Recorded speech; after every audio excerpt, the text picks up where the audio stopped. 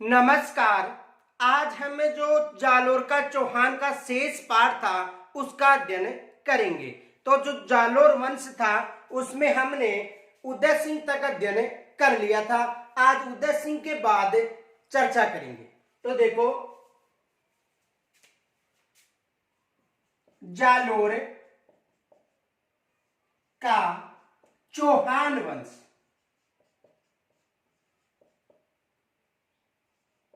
जालोर का चौहान वंश। तो देखो, जालोर में हमने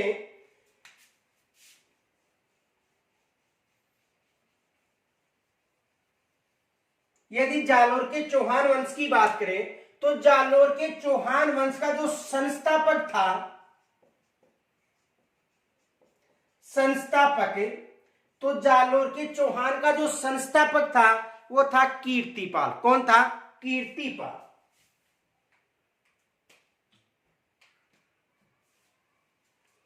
संस्थापक कीर्तिपाल था।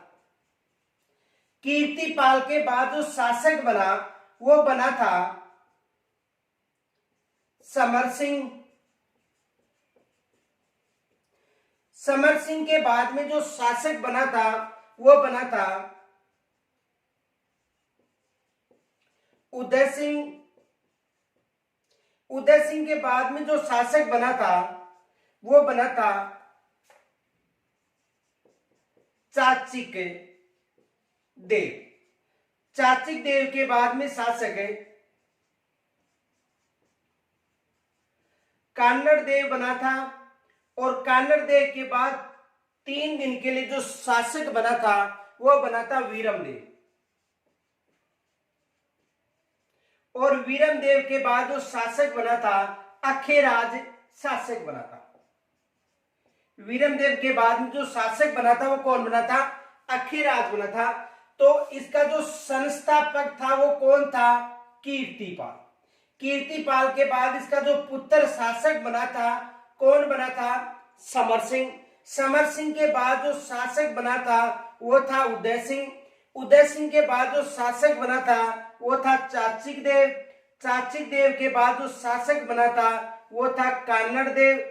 कान्नड़ देव के बाद 3 दिन के लिए जो शासक बना था वो था वीरम देव। और यहाँ पर जो अलाउद्दीन खिलजी था उनका अधिकार हो गया था।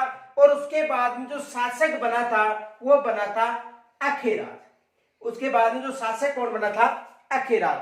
तो देखो, हमने कल यहां तक अध्ययन कर लिया था उदय सिंह तक। तो देखो, संस्थापक कीर्तिपाल था जिसे कीतू के नाम से। 1181 की बात है। 1181 में इन्होंने परमाणु को पराजित करके और जालोर पर अधिकार किया था। किनको पराजित किया था? परमाणु को पराजित किया था और जालोर पर अधिकार किया था, जो नाडोल के अलहन का पुत्र था। उसके बाद में समर सिंह शासक बना था और इन्होंने जालोर जो दुर्ग था उसका पुनरुद्धार करवाया था। समर सिंह कस्बा भी बसाया था। उदय सिंह शासक बना था, तो उदय सिंह ने जो गुजरात का लवण प्रसाद था उसको पराजित किया था। इल्तुतमिश के साथ भी इन्होंने युद्ध किया था। नसरुद्दीन के साथ भी इन्होंने युद्ध किया था। किन्होंने? उदय सिंह ने। उदय सिंह के बाद में जो शासक बना था वो कौन था? चाचक देव। और चाचक देव के समय जो दिल्ली के शासक के समकालीन शासक थे नासुरुद्दीन और बलबनी के समकालीन थे। उसके बाद में कान्नड़ देव शासक बना था, जिस समय अलाउद्दीन खिलजी ने कान्नड़ देव पर आक्रमण किया था और कान्नड़ देव पर आक्रमण करके जो जालोर क्षेत्र था उस पर अधिकार कर लिया था। और उसके बाद 3 दिन के लिए वीरम देव और अंत में जो शासक था वो कौन था? अखेराज। और अखेराज के समय जो कान्नड़ देव प्रबंध, जो पद्मनाभ की जो रचना है वो किनके शासनकाल में लिखी गई थी? अखेराज के शासनकाल में। तो हमने कल यहां तक अध्ययन कर लिया था, आज यहां से अध्ययन करेंगे। तो पहले तो इसका स्क्रीनशॉट लीजिए।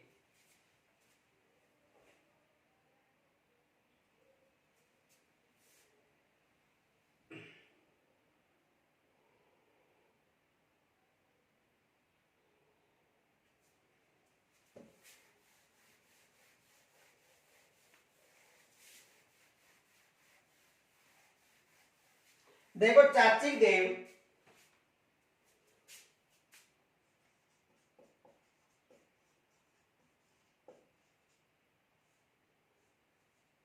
चाचिक देव जो शासक बना था उदय सिंह के बाद शासक बना था, और इनका जो कार्यकाल था वो था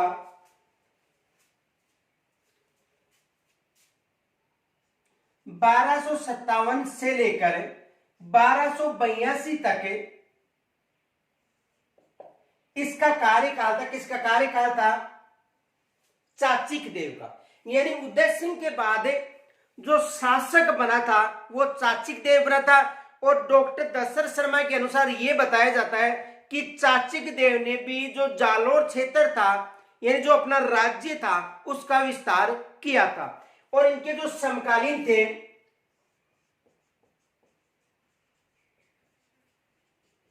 इनके समकालीन देखो नासिरुद्दीन व बलवन इनके समकालीन थे। किनके समकालीन थे? चाचिक देव के समकालीन थे। यहां से एग्जाम में प्रश्न बन सकता है कि जो चाचिक देव था इनके समकालीन शासक कौन था? तो चाचिक देव के समकालीन शासक कौन था? नासिरुद्दीन और बलवन समकालीन थे। और इन्होंने महाराजा धीराज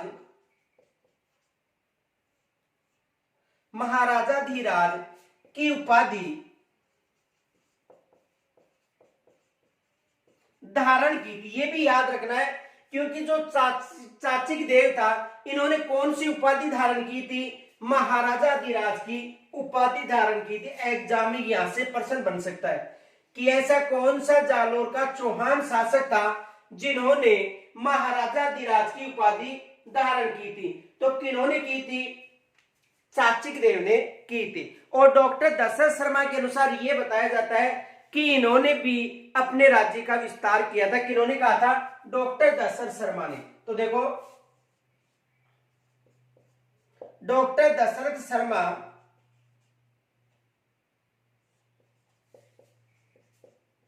के अनुसार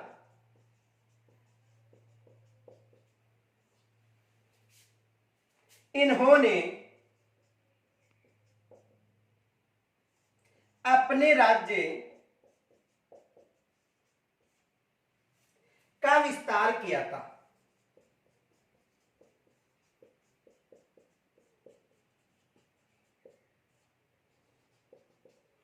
तो देखो यानी चाचिक देव था उनका जो कार्यकाल था 1257 से लेकर 1282 ईस्वी तक रहा था। और इनके समकालीन थे नासिरुद्दीन और बलवन समकालीन थे। एग्जाम में यहां से प्रश्न बन सकता है, ये दो प्रश्न बन सकते हैं एग्जाम में। तो पहले तो इसका स्क्रीनशॉट लीजिए, यानी एक बार दोबारा समझ लो। चाचिक देव का जो कार्यकाल था 1257 से लेकर 1282 तक था। समकालीन शासक थे नासिरुद्दीन और बलवन के समकालीन थे। इन्होंने महाराजा धीराज की उपाधि धारण की थी। जालोर वंश के जो भी शासक हैं उनमें एकमात्र यही शासक था जिन्होंने महाराजा धीराज की उपाधि धारण की थी। इनके अलावा डॉक्टर दशरथ शर्मा के अनुसार यह बताया जाता है कि उदय सिंह के बाद चाचक देव शासक बने थे और उन्होंने अपने क्षेत्र जो जालोर क्षेत्र था उसका विस्तार किया था। किन्होंने कहा था? डॉक्टर दशरथ शर्मा ने। तो यहां तक पहले स्क्रीनशॉट लीजिए।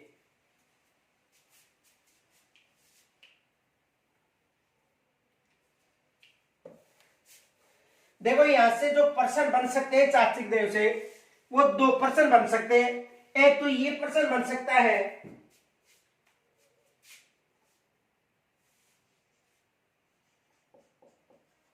चाचिक देव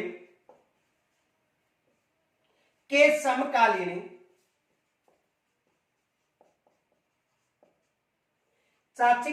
समकालीन दिल्ली के शासक थे या चाचिक देव के समकालीन शासक थे। यानी चाचिक देव के समकालीन शासक थे। तो देखो नासिरुद्दीन व बलवन ये समकालीन शासक थे। कौन कौन थे? नासिरुद्दीन और बलवन। इनके अलावा इनका कार्यकाल याद रखना कि 1257 से लेकर 1282 तक। तो 1257 से 1282 जो मारवाड़ है, मेवाड़ है या जो रणथंभौर की चौहान है, यहां पर जो शासक थे वो इनके समकालीन शासक होंगे, ये भी याद रखना। क्योंकि इनका कार्यकाल, यदि जो शासक है उनका यदि आपको कार्यकाल याद रहता है तो जो भी उस कार्यकाल में उसके समकालीन होता है। लेकिन यहां से एग्जाम में प्रश्न बन सकता है कि चाचक देव के समकालीन था नासिरुद्दीन और बलबन। दूसरा प्रश्न यह बन सकता है, किस जालोर शासक ने किस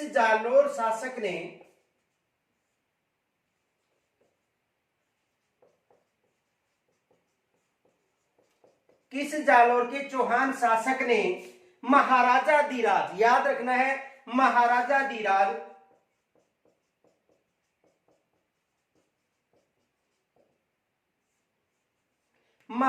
धीराज, की उपाधि धारण की थी।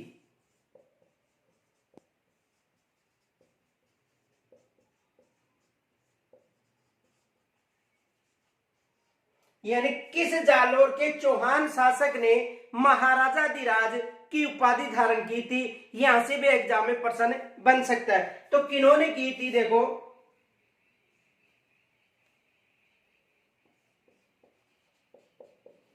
चाचक देव ने कौन सी उपाधि धारण की थी, महाराजा अधिराज। यानी इन्होंने कौन सी उपाधि धारण की थी, महाराजा अधिराज। तो ये दो प्रश्न बन सकते हैं, तो यहां तक स्क्रीन छोड़ लीजिए।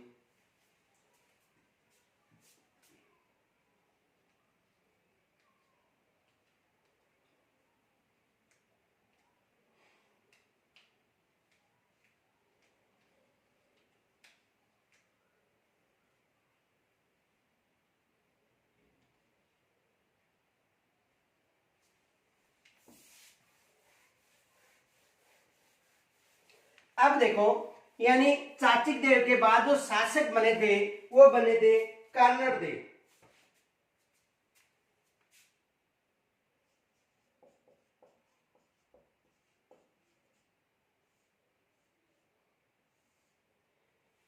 यानी 1282 से लेकर 1283 से लेकर इनका कार्यकाल प्रारंभ हो गया था, जो 1311-12 तक रहा था। तो देखो कानड़ देव के जो वंश या कानड़ देव की जो जानकारी है वो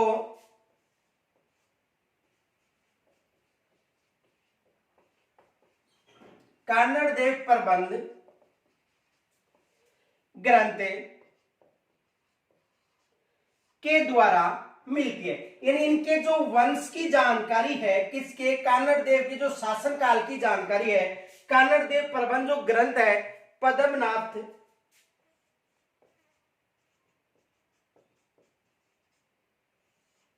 किसका ग्रंथ है, पद्मनाथ का ये जो ग्रंथ है, इस ग्रंथ में इसकी जानकारी मिलती है, किसकी, कानड़ देव की जानकारी मिलती है। अब देखो, यानी अलग अलग जो इतिहासकार हैं उनके अनुसार अलग अलग बताया जाता है।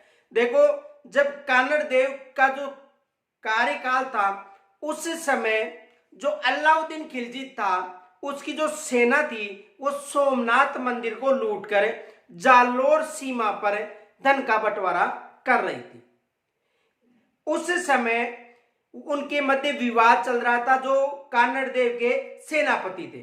तो उस समय जो कानड़ देव का जो सेनापति था जेता देवड़ा, उन्होंने जो अलाउद्दीन खिलजी के जो सैनिक थे उनके मध्य जो विवाद चल रहा था, उस समय जेता देवड़ा ने उन पर आक्रमण करके जो लूट का माल था वो जालोर क्षेत्र ले गए, तथा जो मूर्ति थी जिसे 5 भागों में विभाजित कर रखा था उन्हें जालोर के अलग अलग मंदिरों में स्थापित करवा दी। इस कारण अलाउद्दीन खिलजी ने 1305 में यहां पर आक्रमण करने के लिए भेजा, कहां पर, कानड़ देव या जो जालोर क्षेत्र है यहां पर। तो देखो, यानी कहने का मतलब कानड़ देव प्रबंध ग्रंथ में इसके बारे में जानकारी मिलती है, यानी कानड़ देव के बारे में। अब देखो,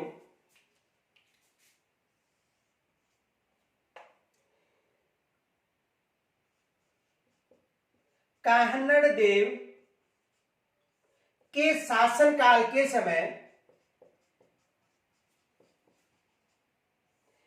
समय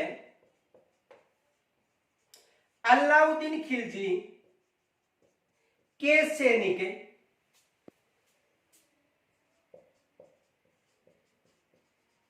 किनके सैनिक? अलाउद्दीन खिलजी के सैनिक सोमदेव मंदिर कहां पर था? गुजरात में। सोमदेव मंदिर को लूट कर जालोर सीमा पर, जालोर सीमा के पास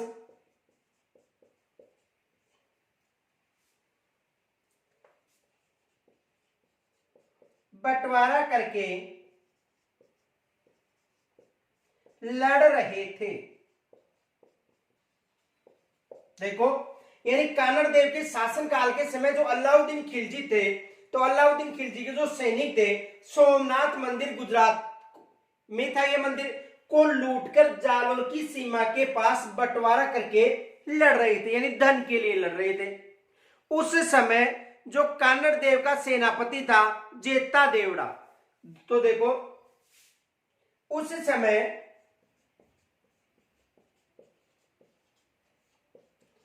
जेता देवड़ा ने उन पर आक्रमण करके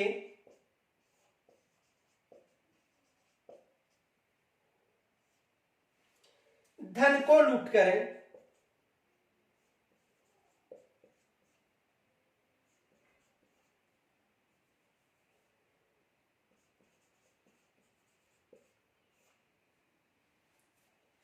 जालोर ले गया।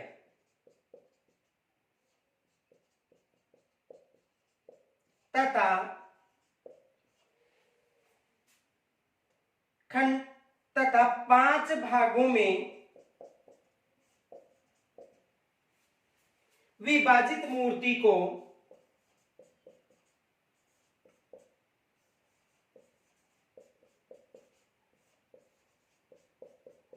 जालोर के विभिन्न मंदिरों में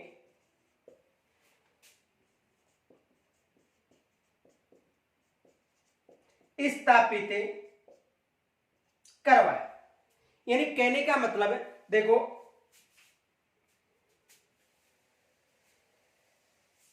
देखो जो धन था उसको लूट कर जालोर ले गए। तथा पहले तो यहां तक स्क्रीन छोड़ लीजिए, एक बार दोबारा समझ लो। यानी कहने का मतलब है कि जो अलाउद्दीन खिलजी के जो सैनिक थे, वो जो सोमनाथ मंदिर को लूटकर जो सामान था उसका बंटवारा को लेकर लड़ रहे थे, और लड़ रहे थे उस समय जेता देवड़ा वहां पर जाकर उन पर आक्रमण करता है, और आक्रमण करने के बाद जो लूटा हुआ धन था उसे लेकर जालोर क्षेत्र पहुंच जाता है। तथा जो मूर्ति थी उसे 5 भागों में विभाजित कर रखा था, उस मूर्ति को जालोर के विभिन्न मंदिरों में स्थापित करवाया था। तो यहां तक स्क्रीन छोड़ लीजिए पहले।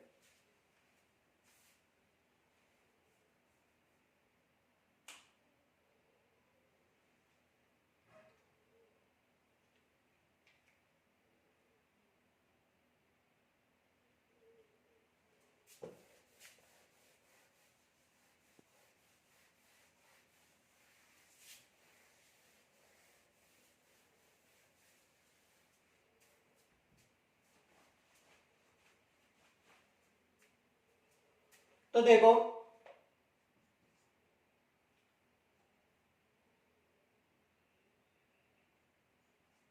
जो मूर्ति थी, देख 5 भागों में विभाजित मूर्ति को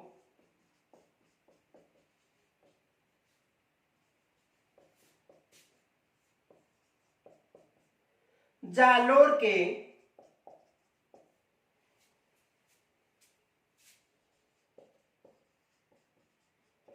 अलग अलग मंदिरों में स्थापित करवाया था। यानी जो लूट का माल था यानी जो लूट का माल था उसे जेता देवड़ा ने आक्रमण करके लूट कर कहां पर ले गए, जालोर क्षेत्र में। और जो जालोर के विभिन्न मंदिर थे वहां पर उसकी मूर्ति को अलग अलग मंदिरों में स्थापित करवाया था।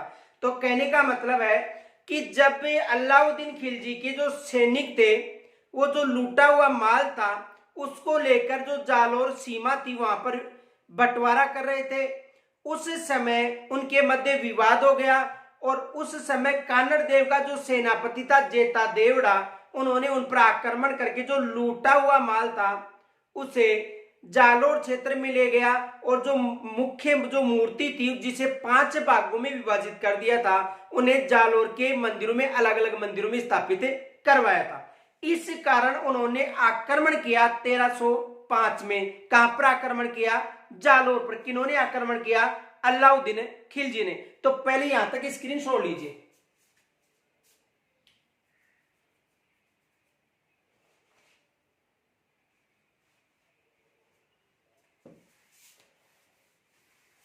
अब देखो, यानी ये जो घटना है 1298 की है, यानी जो सामान लूटा गया था वो कब था, 1298। उसके बाद में देखो 1305 की बात है, यानी 1305 ईस्वी और जालोर क्षेत्र की बात। इसका जो जालोर क्षेत्र में जो सैनिक था या सेनापति था जेता देवड़ा, उन्होंने अलाउद्दीन खिलजी के जो सेनापति थे उनका धन लूट कर कहां पर ले आया था, जालोर क्षेत्र में। अब देखो 1305 में जालोर पर आक्रमण करता है। कौन आक्रमण करता है, अलाउद्दीन खिलजी। कौन करता है, अलाउद्दीन खिलजी आक्रमण करता है। कहां पर आक्रमण करता है, जालोर पर। और आक्रमण कब करता है, 1305 में। कहां पर आक्रमण करता है, जालोर। और अलाउद्दीन खिलजी इस समय आक्रमण के समय अपने सेनापति मुल्तान को भेजता है। सेनापति का नाम क्या था, मुल्तान। इसे यहां पर भेजता है, कहां पर, जालोर क्षेत्र में। 1305 की बात है जब अलाउद्दीन खिलजी की सेना यहां पर आक्रमण करती है। उस समय अलग अलग इतिहासकारों का मानना है, कुछ इतिहासकार ये मानते हैं कि यहां पर संधि हुई थी, और कुछ इतिहासकारों का यह कहना है कि जो कानड़ देव था उन्होंने उनकी अधीनता स्वीकार कर ली थी। किनकी, अलाउद्दीन खिलजी की। यानी 1298 में जब जेता देवड़ा धन लूटकर वापस ले आता है जालोर क्षेत्र में, उसके बाद अलाउद्दीन खिलजी ने 1305 में जालोर पर आक्रमण के लिए अपने सेनापति जो मुल्तानी थे उनके नेतृत्व में सेना भेजी थी। और उस समय जो कानड़ देव था उन्होंने संधि कर ली थी, और कुछ इतिहासकारों का मानना है कि उन्होंने अधीनता स्वीकार कर ली थी। तो देखो,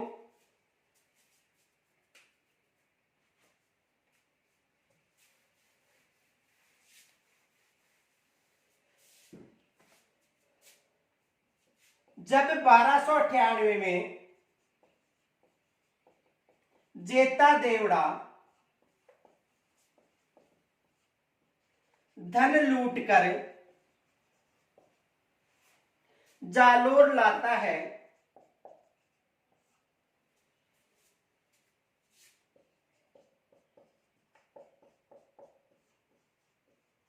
उसके बाद 1305 ईस्वी में अलाउद्दीन खिलजी ने अपने सेनापति मुल्तानी के नेतृत्व में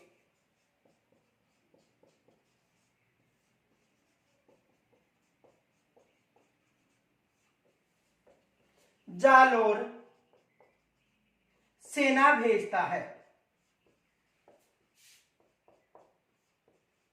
किसके नेतृत्व में, मुल्तानी के नेतृत्व में। यानी जो जेता देवड़ा के बाद में जो धन लूटकर जालोर ले आता है, उसके बाद में अलाउद्दीन खिलजी ने 1305 में कानड़ देव के विरुद्ध मुल्तानी के नेतृत्व में सेना भेजता है। अब देखो उस समय कानड़ देव ने अलाउद्दीन खिलजी की अधीनता स्वीकार कर ली थी।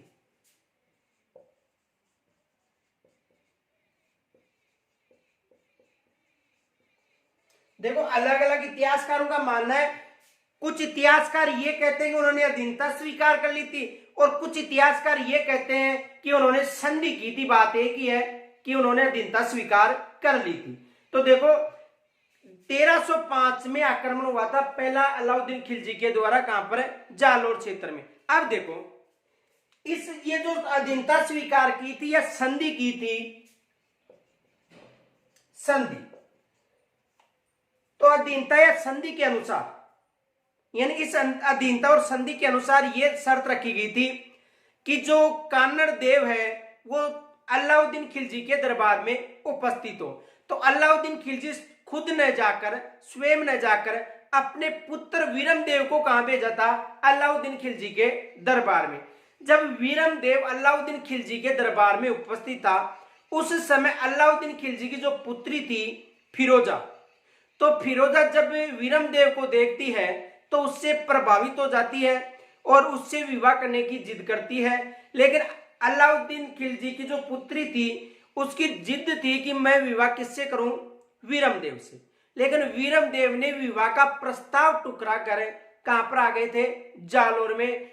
इस कारण पुनः आक्रमण किया जाता है 1308 और 9 में। तो देखो, यानी इस संधि के अनुसार, इस संधि के अनुसार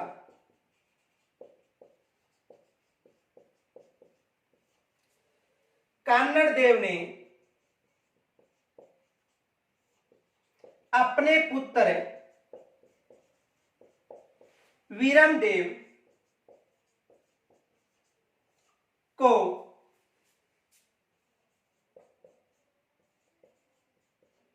सुल्तान या अलाउद्दीन खिलजी के दरबार में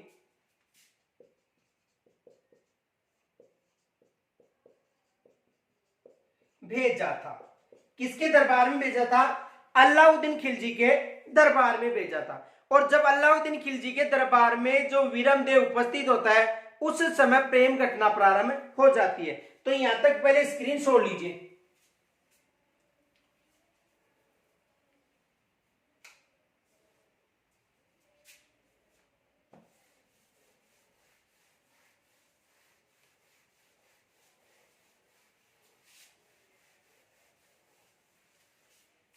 अब देखो, जब वीरम देव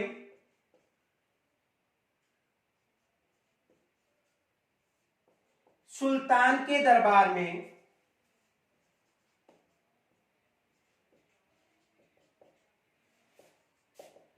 थे, उस समय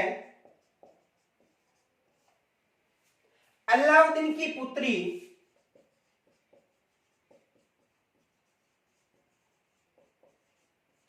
अलाउद्दीन खिलजी की पुत्री फिरोजा,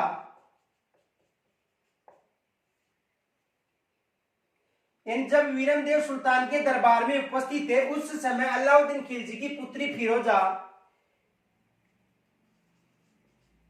वीरम देव की सुंदरता से या वीरम देव से प्रभावित हो जाती है।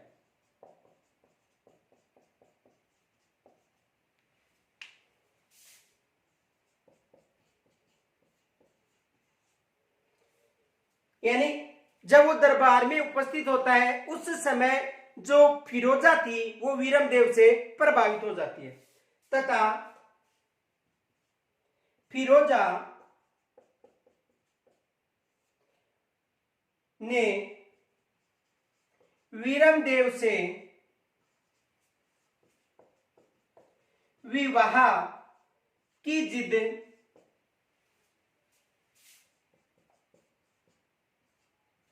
करती है।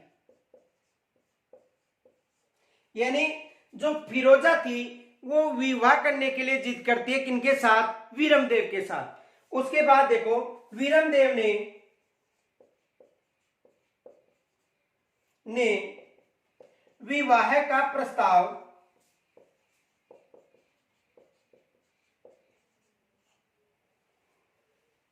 इन जो वीरमदेव था उन्होंने विवाह के प्रस्ताव के लिए मना करके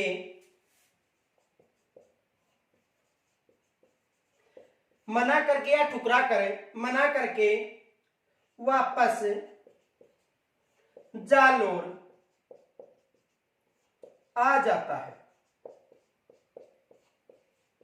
यानी जब जो फिरोजा थी वो जिद करती है विवाह के लिए वीरमदेव के साथ, तब वीरमदेव ने उस विवाह के प्रस्ताव को मना करके या ठुकरा कर कहां पर आ जाता है? जालोर। लेकिन वो जो फिरोजा थी उन्होंने अलाउद्दीन खिलजी से ये कहा था कि मेरा विवाह किसके साथ हो? वीरमदेव के साथ। तो उसकी जिद के कारण 1308-9 में जो अलाउद्दीन खिलजी था उन्होंने सेना कहां पर भेजी? पुनः सेना भेजी जालोर।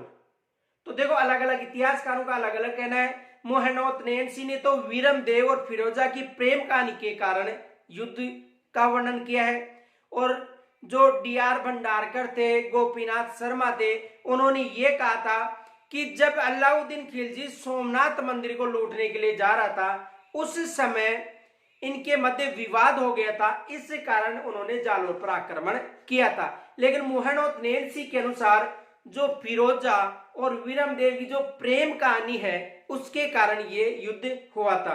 और यदि अलाउद्दीन खिलजी के शासनकाल की बात करें तो अलाउद्दीन खिलजी के शासनकाल में जितने भी युद्ध हुए हैं वो एक महिला को लेकर हुआ था।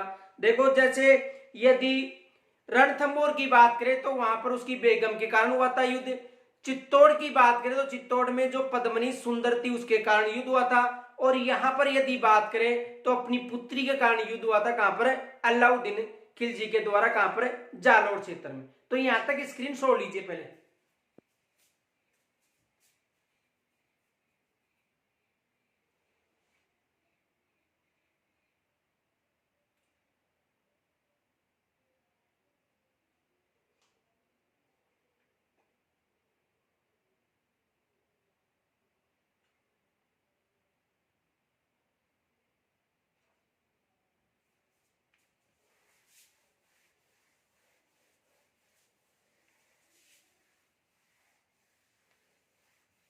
अब देखो उस समय देखो दिल्ली क्षेत्र की यदि बात करें तो शासक कौन था? अलाउद्दीन खिलजी।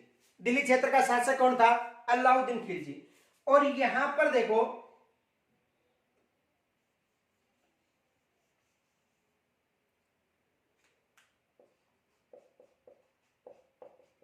जालोर क्षेत्र पर यह आक्रमण करता है। कौन करता है? अलाउद्दीन खिलजी। जालोर के पास में इनका ही क्षेत्र था जिनमें कान्नड़ देव का भतीजा था सातल देव सीवाना। देखो सीवाना बाड़मेर में था और जालोर दुर्ग जालोर में था। तो देखो सीवाना का शासक कौन था? सातल देव। कहीं पर आपको शीतल देव मिलेगा, कहीं पर सातल देव। यहां का शासक कौन था? कान्नड़ देव। अब देखो अलाउद्दीन खिलजी यहां पर आक्रमण कर रहा था। कहां पर आक्रमण कर रहा था? यहां पर आक्रमण कर रहा था। कब की बात है? 1308-9 की बात है। यानी फिरोजा का जो प्रेम पागल था उसके कारण उन्होंने यहां पर आक्रमण किया था। कहां पर? जालोर पर। कब आक्रमण कर रहा था? 1308-9 में। लेकिन जब इसकी सेना आ रही थी कहां पर आक्रमण करने के लिए? जालोर में। उस समय सातल देव था, उन्होंने निमंत्रण पत्र भिजवा दिया अलाउद्दीन खिलजी के पास कि जालोर से पहले सिवाना से निपटे हो। इन्होंने सातल देव ने यह कहा कि जालोर से पहले वो सिवाना से निपटे, जालोर तो बाद में जाए। इसलिए उन्होंने अपना जो रुख था वो कहां पर परिवर्तन कर दिया? इस क्षेत्र में। कहां पर? सिवाना में। यानी जो कानड़ देव का भतीजा ही था सातल देव, यानी जो सिवाना क्षेत्र था वहां पर जो सातल देव शासक था कानड़ देव का भतीजा ही था। तो देखो अलाउद्दीन खिलजी आक्रमण तो यहां पर करने आ रहे थे, निमंत्रण पत्र भिजवा दिया किन्होंने, सातल देव ने, कि जालोर से पहले सिवाना से निपटे। तो अलाउद्दीन खिलजी ने अपना रुख कहां पर परिवर्तन कर दिया, सिवाना की तरफ। अब अलाउद्दीन खिलजी ने जब सिवाना की तरफ अपना रुख किया तो यहां पर इनकी जो सेना थी उन्होंने यहां पर आक्रमण किया, लेकिन सफलता नहीं मिलती, किन्हें, जो अलाउद्दीन खिलजी था उन्हें सफलता नहीं मिली। उसके बाद देखो इसका एक सरदार था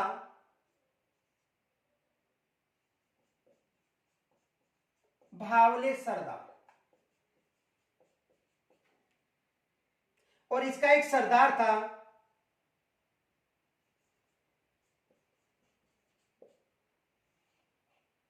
दहिया सरदार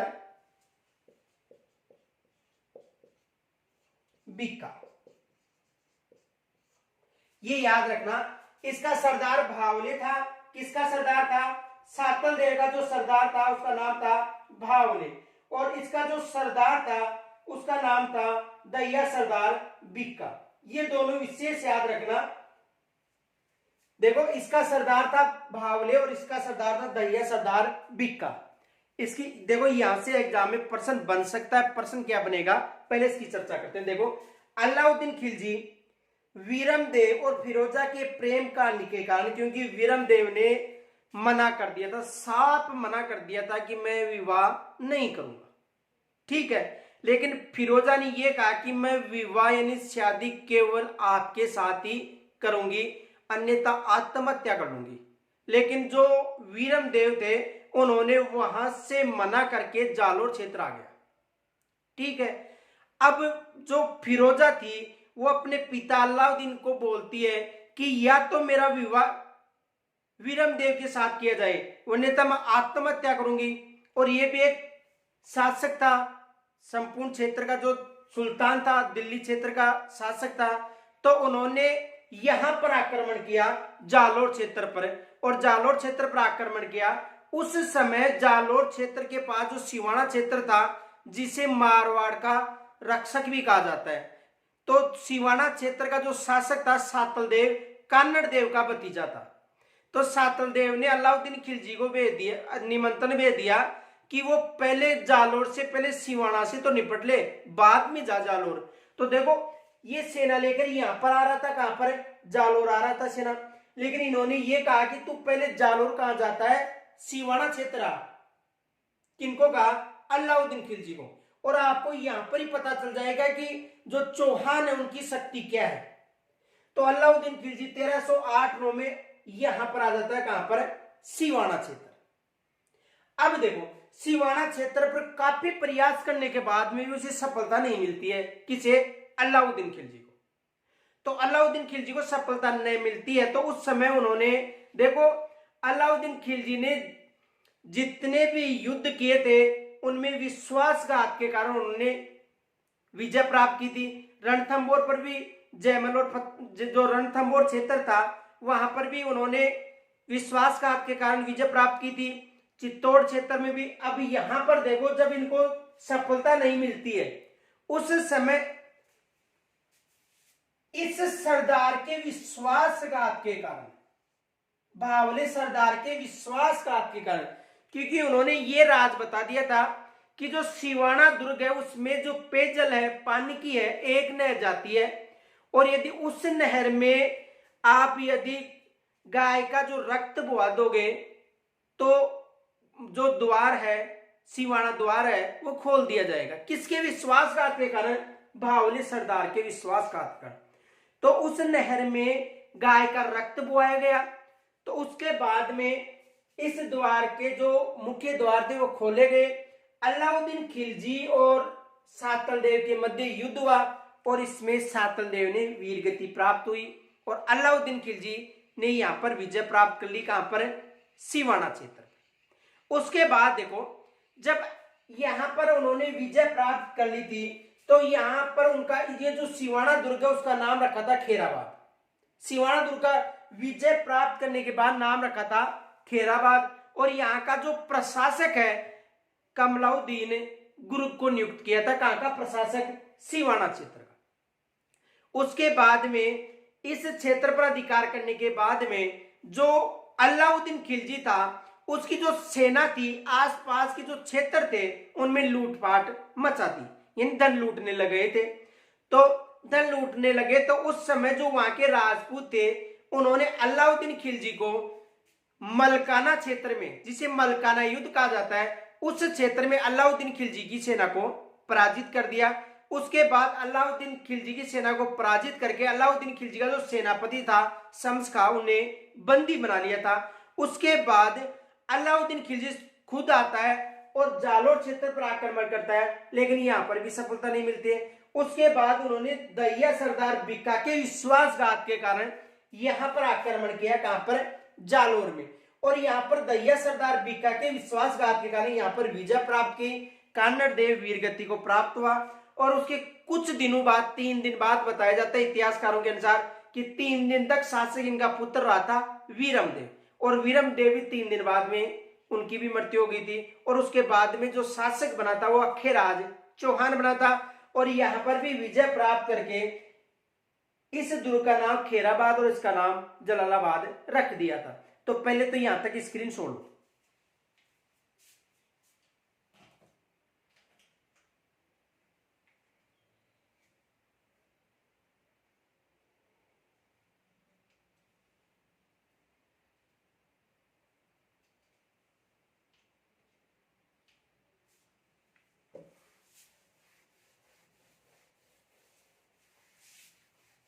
देखो अब मैं आपको केवल शॉर्ट लिखाऊंगा। देखो, सिवाना अलाउद्दीन खिलजी ने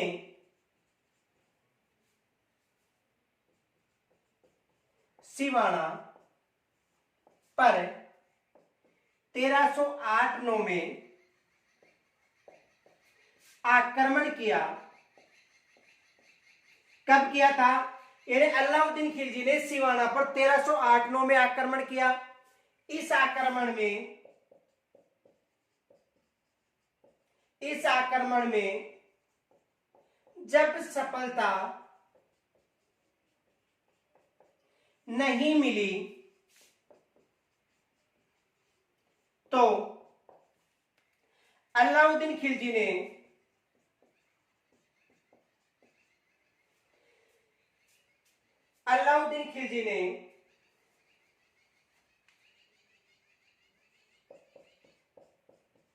सातल देव के सेनापति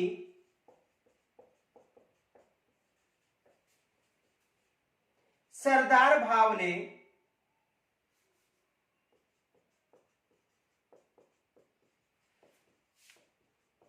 के विश्वासघात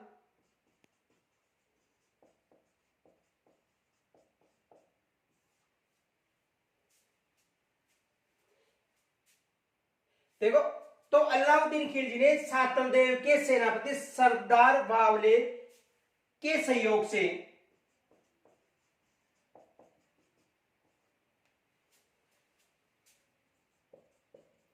सिवाना पर विजय प्राप्त की। कहां पर विजय प्राप्त की? सिवाना पर। और ये याद रखना कि सिवाना क्षेत्र में एक नहर थी, एकमात्र जलापूर्ति नहर थी, उसमें गाय का रक्त बुआ दिया था। और ये योजना किन्होंने बताई थी? सरदार भावले ने। तो इसके विश्वासघात के कारण सिवाना पर विजय प्राप्त की थी किन्होंने? अलाउद्दीन खिलजी ने। इस युद्ध में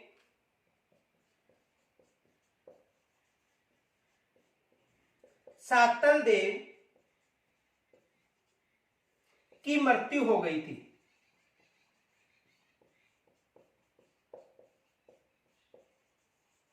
किसकी मृत्यु हो गई थी? सातल देव की मृत्यु हो गई थी। इस क्षेत्र का नाम यानी दुर्ग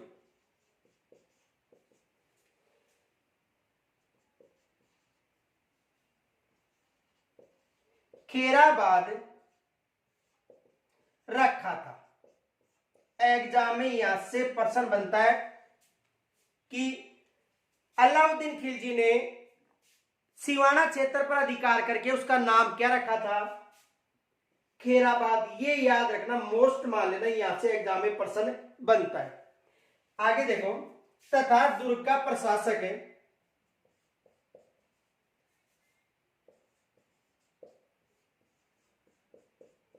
का प्रशासक है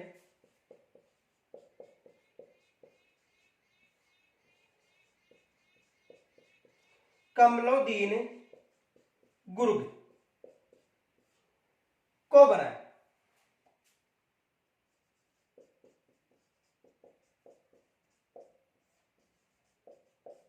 तो जालोर में आक्रमण कब हुआ था? 1300 सॉरी सिवान में आक्रमण कब हुआ था?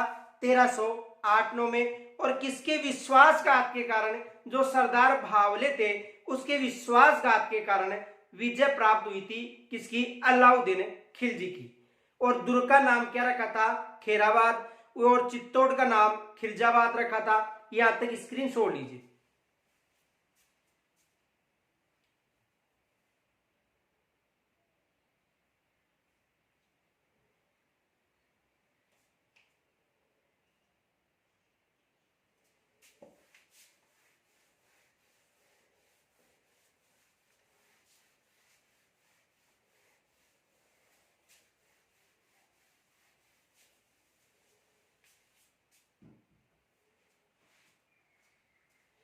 देखो, इस युद्ध के बाद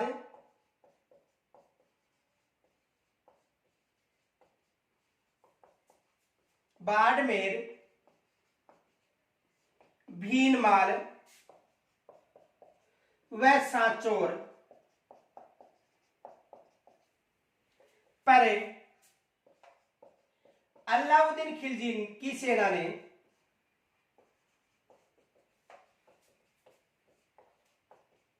अपना अधिकार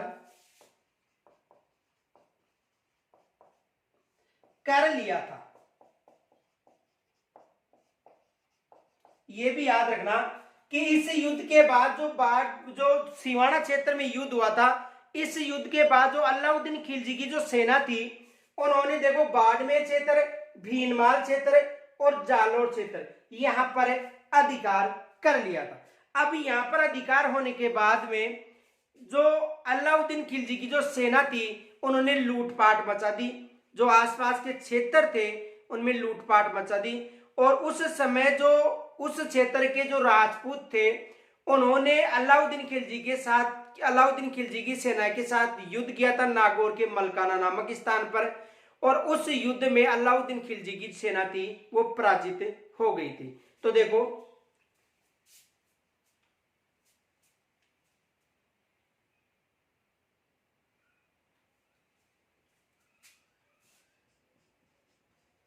मलकाना युद्ध, सिवाना विजय के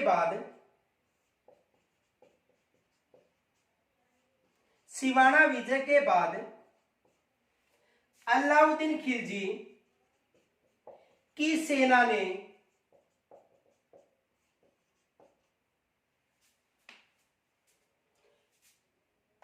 यहां पर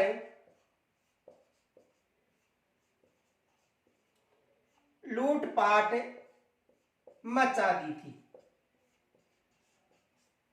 देखो, सिवाना विजय के बाद जो अलाउद्दीन खिलजी था उसकी सेना ने यहां पर लूटमार मचा दी थी।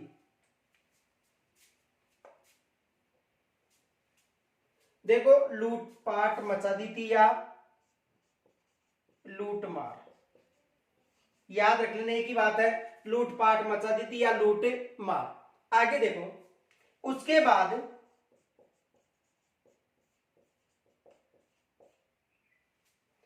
यहां के राजपूतों ने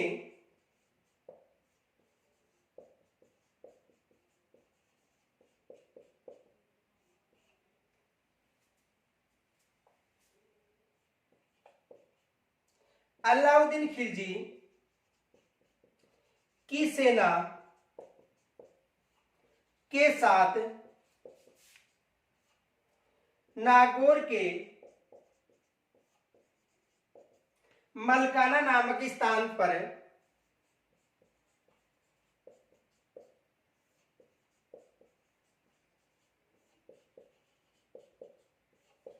युद्ध किया तथा सेनापति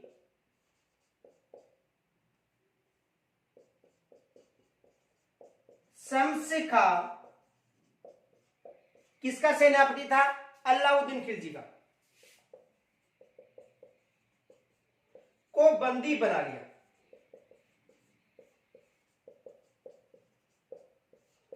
तो देखो मलकाना युद्ध हुआ था, अलाउद्दीन खिलजी की सेना जिसका सेनापति था शम्स का और यहाँ के राजपूतों के मध्य, क्योंकि इन्होंने लूटपाट यानी लूटमार, देखो लूटपाट ऐसा पर्यायवाची शब्द दिया, लूटपाट या लूटमार, तो लूटमार के कारण इनके मध्य युद्ध होता है। किनके मध्य?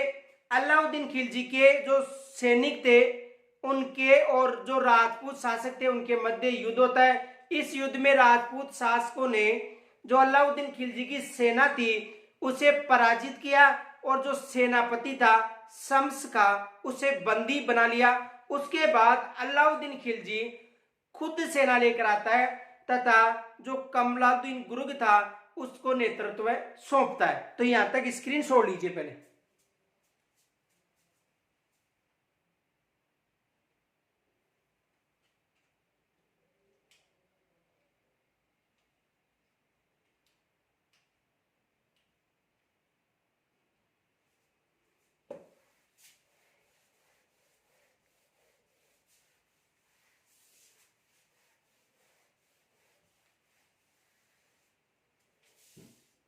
मलकाना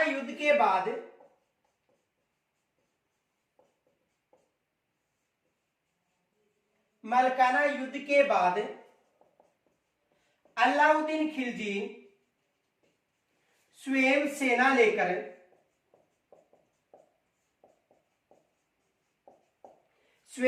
लेकर आता है तथा सेना का नेतृत्व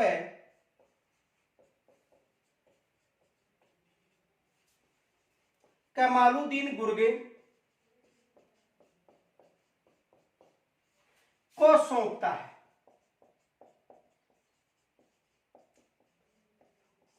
किसको सौंपता है? जो प्रशासक था, कहां का प्रशासक था? एग्जाम में प्रश्न बना हुआ है कि जो सिवाना क्षेत्र है वहां पर अधिकार करने के बाद उस क्षेत्र का प्रशासक किसे नियुक्त किया गया था? कमालुद्दीन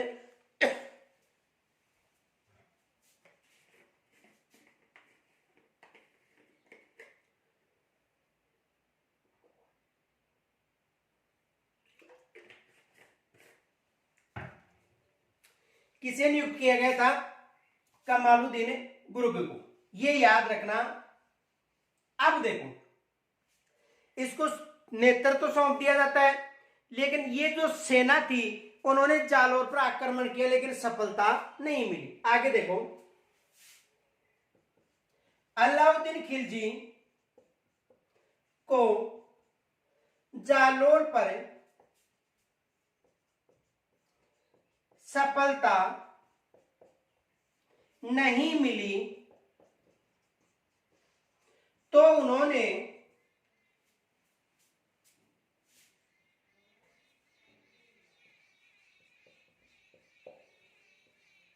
दहिया सरदार बिक्का के सहयोग से जालोर पर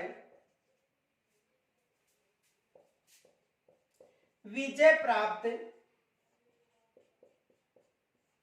की। यानी जब जालोर पर सफलता नहीं मिली तो उन्होंने जो दहिया सरदार बिक्का था, जो कान्नड़ देव का सेनापति था, उसके विश्वासघात के कारण, कान्नड़ देव के सेनापति के विश्वासघात के कारण यहां पर विजय प्राप्त की थी। किन्होंने? अलाउद्दीन खिलजी ने। देखो इस युद्ध में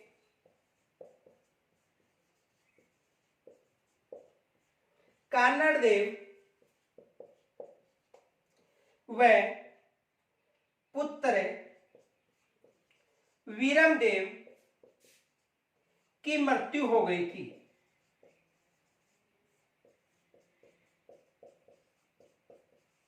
किसकी मृत्यु हो गई थी? कान्नाड देव और वीरम देव की मृत्यु हो गई थी। देखो कान्नाड देव की मृत्यु के 3 दिन बाद वीरम देव की मृत्यु होती है। तो देखो प्राचीन समय में जब राजा महाराजाओं का शासन काल था, उस समय शासक की मृत्यु के बाद उसके उत्तराधिकारी था, उसको उसी समय शासक बनाया जाता था। तो युद्ध के दौरान 3 दिन पहले मृत्यु होती है कान्नाड देव की, और उसके बाद में शासक किसे बनाया जाता है? वीरम देव को। किसे बनाया जाता है? वीरम देव को। तो वीरम देव की 3 दिन बाद में मृत्यु हो जाती है। तो पहले यहां तक स्क्रीन शॉट लीजिए।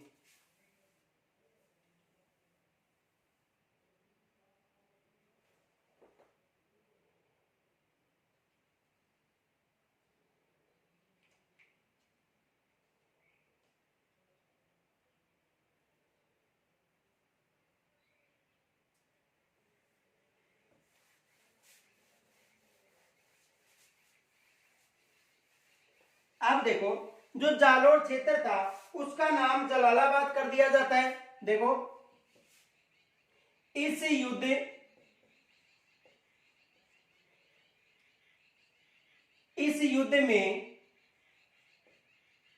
इस युद्ध विजय के बाद दुर्ग का नाम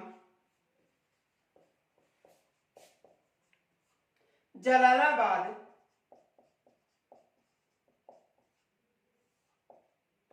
यानी इस युद्ध विजय के बाद दुर्ग का नाम, किस दुर्ग का नाम? जालोर दुर्ग का।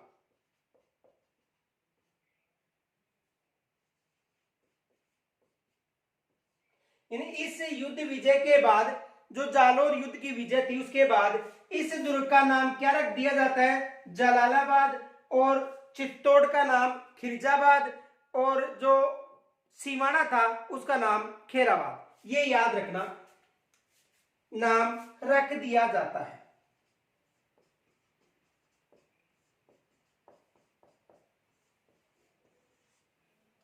आगे देखो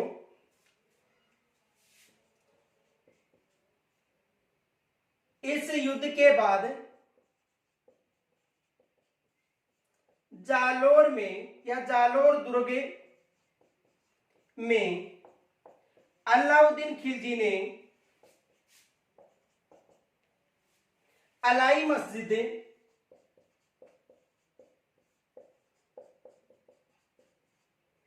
का निर्माण करवाया था। यानी इस युद्ध के बाद जालोर दुर्ग में अलाउद्दीन खिलजी ने जो मस्जिद दी, कौन सी मस्जिद? अलाई मस्जिद का निर्माण करवाया। देखो अलाई मस्जिद का मतलब कि जो भोज परमार था उन्होंने एक संस्कृत पाठशाला का निर्माण करवाया था। उस संस्कृत पाठशाला को टुड़वा कर इन्होंने अलाई मस्जिद या उसका नाम तोपखाना मस्जिद और अलाउद्दीन मस्जिद के नाम से एक मस्जिद का निर्माण करवाया था। तो देखो नोट, भोज परमार द्वारा निर्मित संस्कृत पाठशाला।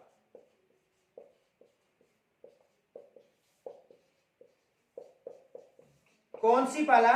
संस्कृत पाठशाला। यानी भोज परमार द्वारा जो निर्मित संस्कृत पाठशाला थी, इस संस्कृत पाठशाला को तुड़वाकर, किस पाठशाला को? भोज परमार द्वारा निर्मित जो संस्कृत पाठशाला थी इसे तुड़वाकर एक मस्जिद का निर्माण करवाया था। यानी ये जो पाठशाला है, देखो जो संस्कृत पाठशाला है भोज परमार द्वारा निर्मित, इस पाठशाला को तुड़वाकर उन्होंने एक मस्जिद का निर्माण करवाया था। और उस मस्जिद को देखो किस किस नाम से पुकारा गया था? एक तो अलाई मस्जिद,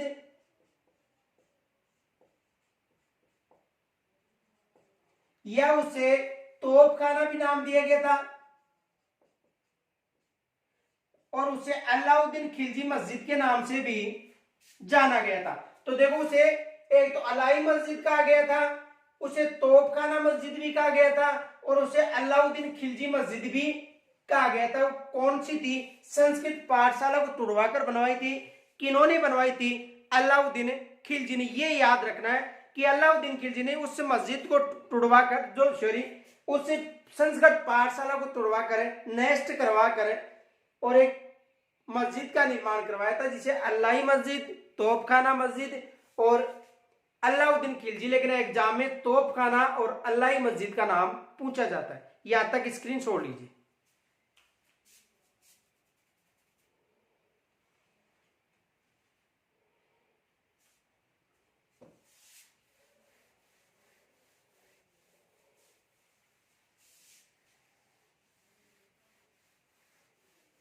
अब देखो, कानड़ देव के बाद में जो शासक बनता है वो कौन बनता है? वीरम देव।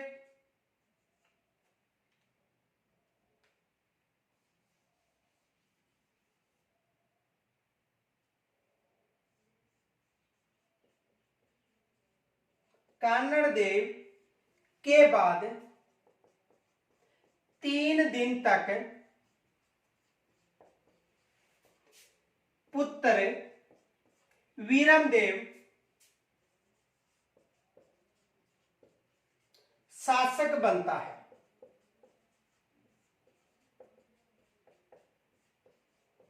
यानी कानड़ देव के बाद उसका जो पुत्र था वीरम देव, वो कितने दिन शासक बनता है? 3 दिन शासक बनता है। और वीरम देव के बाद देखो शासक कौन बनता है? अखेराज चौहान।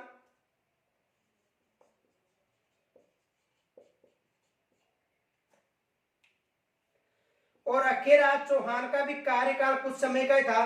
तो देखो इनके शासनकाल में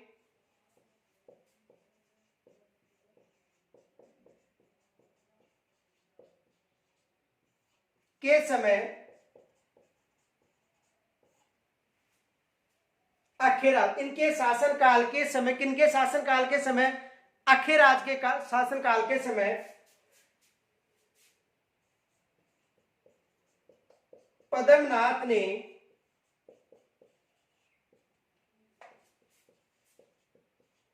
कानड़ देव प्रबंध की रचना की थी। किसकी रचना की थी? कानड़ देव प्रबंध। किनके शासनकाल में? अखेराज के शासनकाल में। तो यहां तक स्क्रीन छोड़ लीजिए और इससे 5-7 जो प्रश्न मोस्ट जो चाचिक देव के बाद में जो कानड़ देव है, अखेराज है, इनसे कौन कौन से प्रश्न बन सकते हैं उनकी चर्चा करेंगे। पहले स्क्रीन छोड़ लीजिए।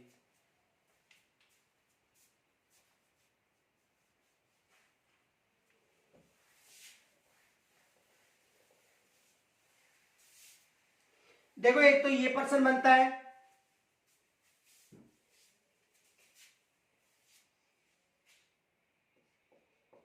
सिवाना दुर्ग पर विजय के बाद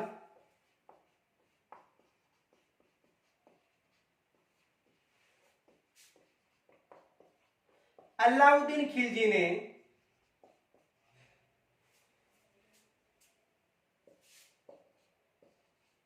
दुर्ग का नाम रखा था। तो खेराबाद रखा था। एक तो ये प्रश्न बनता है। दूसरा ये प्रश्न बनता है,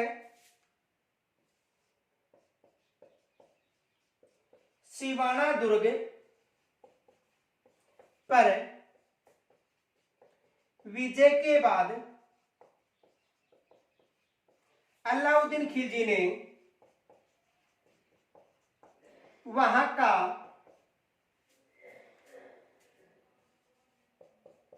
प्रशासक किन्हें बनाया था?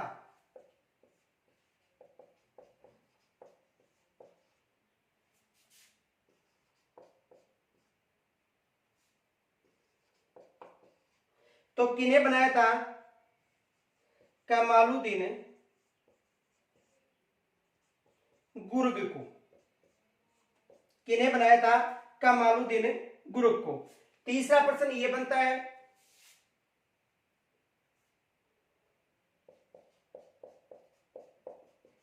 जालोर दुर्ग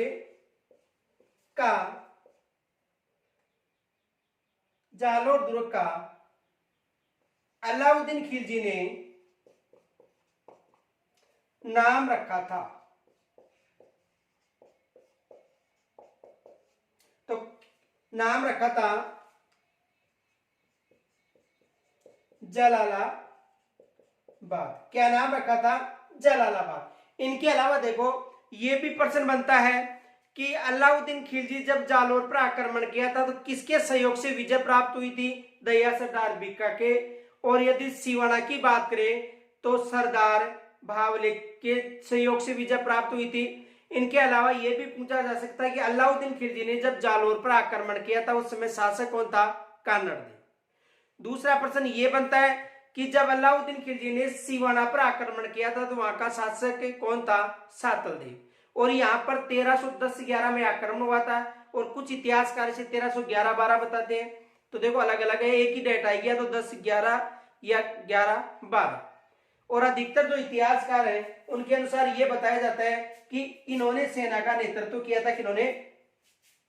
जो मेन युद्ध था अलाउद्दीन खिलजी ने कहां पर? जालोर में किया था। इनके अलावा देखो यह भी प्रश्न बन सकता है कि जो कानड़देव प्रबंध है वो किनके शासनकाल में लिखी गई? तो किनके शासनकाल में लिखी गई थी? अखेराज के शासनकाल में। तो यहां तक यदि कोई समस्या हो तो मुझे कमेंट्स के द्वारा जरूर बताना। और आप सभी से मेरा निवेदन है कि जो वीडियो उसे लाइक किया करो तथा अपने जो ग्रुप हैं उनमें इस वीडियो को शेयर किया करो। यहां तक यदि कोई समस्या हो तो मुझे कमेंट्स के द्वारा बताना। कल हम जो हाड़ौती के जो चौहान हैं उनका अध्ययन करेंगे। तो कल तक के लिए नमस्कार।